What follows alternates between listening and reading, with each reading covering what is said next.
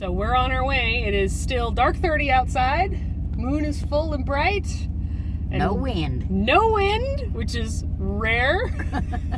And we are headed to our first endurance ride. You got it, Kenny. We got it. Okay.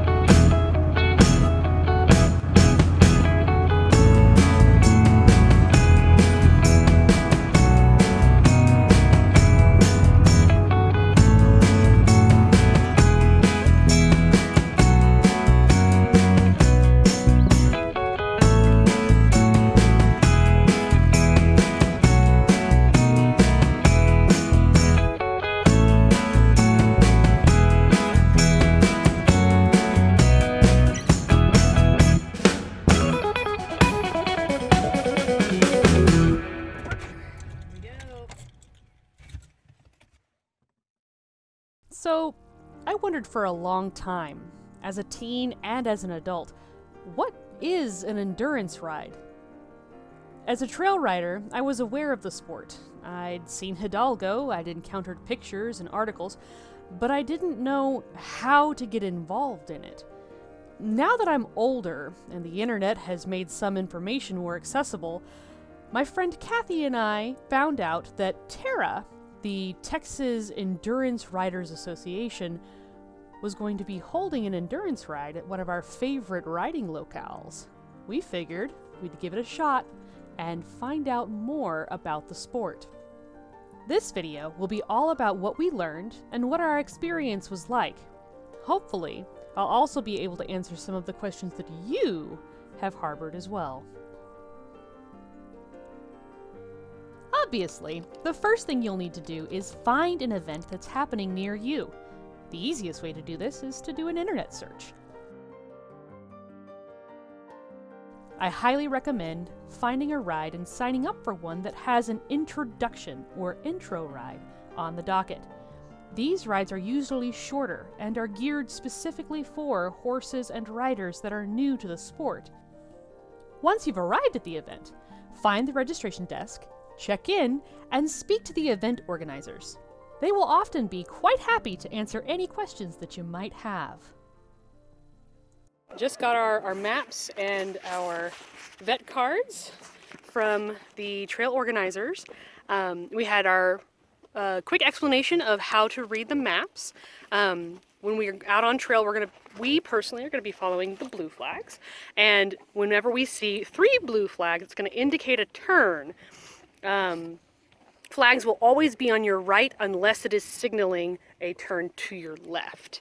So we're going to be doing the intro ride today, which is, looks like it's going to be about 15 miles. Just looking at the map that they gave us. And yeah, we're about to go take our horses to get them vetted. We asked the vet team as we were coming back over towards the trailer whether they wanted the horses saddled or naked, and so the boys are going to go skinny stripping through camp. We're going to go take them get vetted. You excited, Gideon? Yes. As part of the event, each horse must go through a pre- and post-ride vet check. Doc, what is it that veterinarians are looking for in those pre-ride and post-ride veterinary exams? So we look at basically these first four: mucous membranes, capillary refill, jugular refill, and skin tinting. These are all indications of hydration. Okay.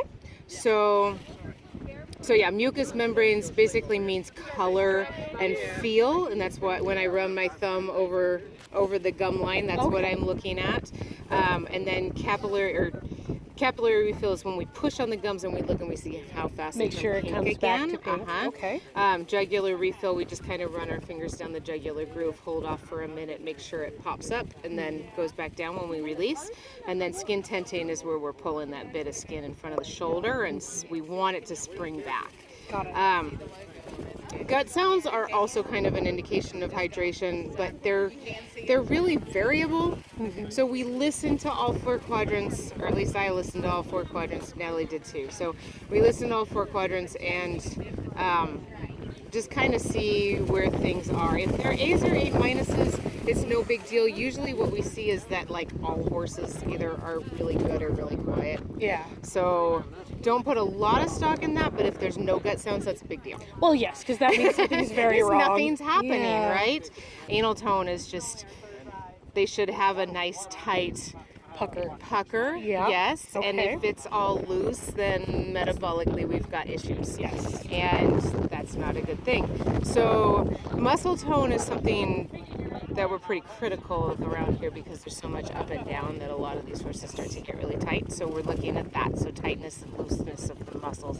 Back and withers is pretty explanatory when we run our hands down that.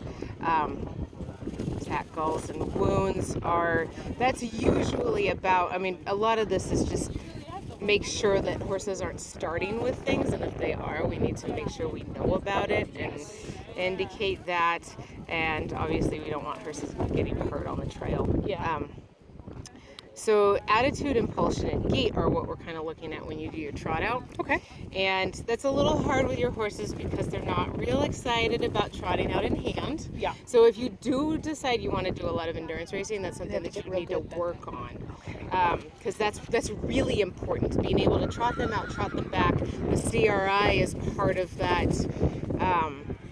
Is part of that kind of time that it takes to trot out, trot back, and then double check the heart rate.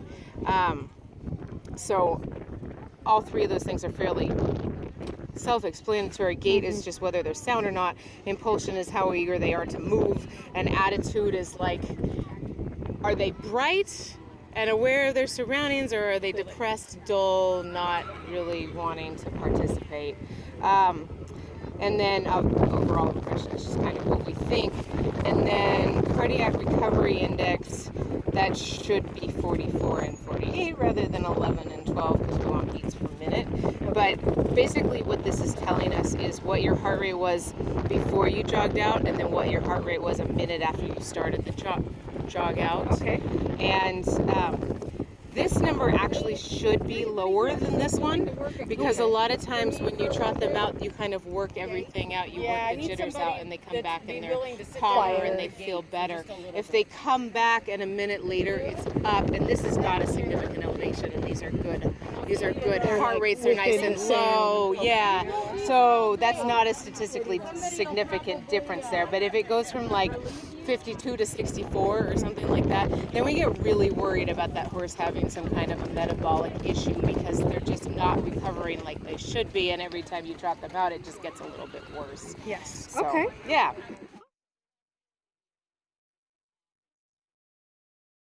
With an okay from the vet, it's now time to tack up. Make any final preparations, draw your number on your horse's hip with a giant wax crayon, and wait until it's your turn to start the race.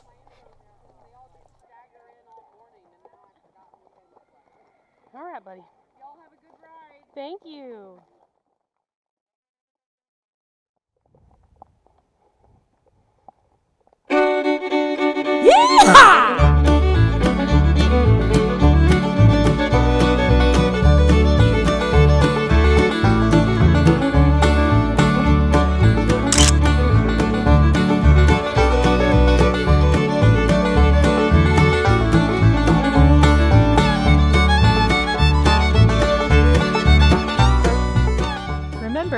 an eye out for those blue flags on the right-hand side.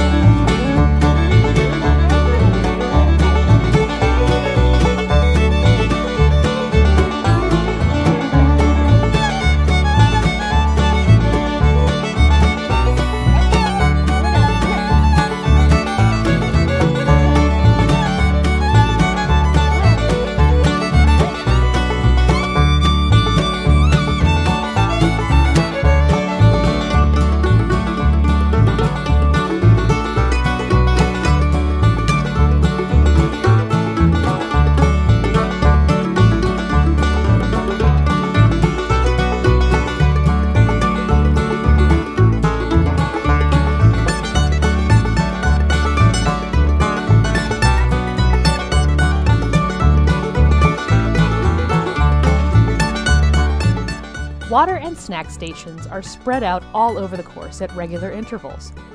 Volunteers at these locations have walkie-talkies that they use to radio back when riders arrive and leave their stations. This helps to keep track of where everyone is, and it helps alert the ride organizers if someone has gone off trail and may either be lost or cheating.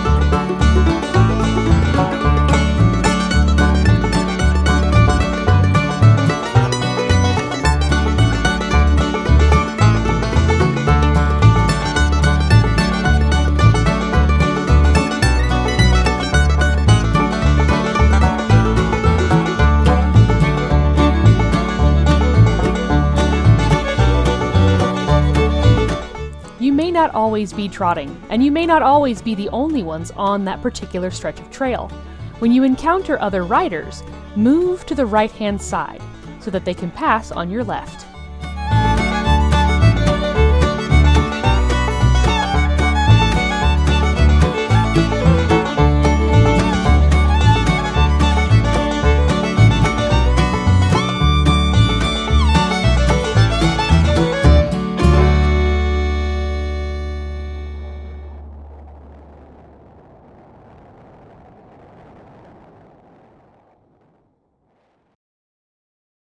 When you reach the end of your race, you're not quite done.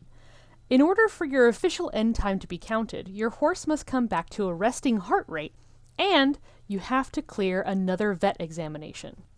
Once your mount is relaxed and the volunteer with the stethoscope gives the all clear, another volunteer will record your end time. Now, you can go tack down, groom out, and give your horse some extra munchies while you wait for your turn to vet out. If the veterinarian gives the all clear, then your end time counts and you have completed your race. Abby, we just finished our very first endurance ride. How do you feel? Tired. Exhausted. Was it fun? Yes. Did you learn anything cool? Yeah. What? That Gideon is just Gideon. He'll do what he wants to do when he wants to do it. Well, this was really, really, really fun. Yeah. I don't know if I'd ever do a 30 mile, but we definitely know that we can easily do a 15 and be fine. Yes. The boys tagged out at A+s all across the board. They were set. Yes. So this is something we're definitely going to want to try to do again. Yep. When Do it COVID's again. not a thing. Yes. Everybody else ought to try it too, at least once. At least once. Well, thank you everybody for coming on this adventure with us. We're gonna drive home and unload the boys. They're probably gonna nap the whole way. So that was my adventure into endurance riding. Let's talk about some of the things I learned that could be helpful to you if you decide to check out the sport. Number 1, hydration. I made sure that Pike stayed well hydrated. I added electrolytes to his feed every day for a full week before the event, and made sure that he had plenty of opportunities to drink his fill during and after the ride. However, in my focus on keeping Pike hydrated, I forgot to give myself the same treatment. This meant toward the end of the race, even though I was drinking regularly from my hydration pack, I experienced several painful leg cramps. Number 2, pack and double check your gear the night before. I almost always do this when I'm planning to ride, just so I can be sure that I don't forget anything. I usually forget my sunglasses anyway and end up having to buy a new pair when we stop for gas. However, there are going to be things you would bring on an endurance ride that you wouldn't bring on a normal trail ride. These things include extra saddle blankets, small pieces of leather that you can use to repair equipment that breaks on trail, a sharp knife, a hole punch, and a headlamp. Number 3, boots for your horse's front feet. Pike is barefoot, which means he doesn't have any metal shoes on any of his hooves. Normally, he's fine with just this arrangement, and his farrier often compliments him on how nice his feet are. But having that little bit of extra impact absorption and protection from rocky areas when traveling at a faster pace that's required for endurance riding could only be of help and make your horse more comfortable. I hope you all have enjoyed this video and have learned something cool. If you have any questions, please feel free to leave them in the comments, or check out your local endurance riding group. Most of those groups will be more than happy to answer any questions that you have and help educate you on how to safely start your very first endurance ride.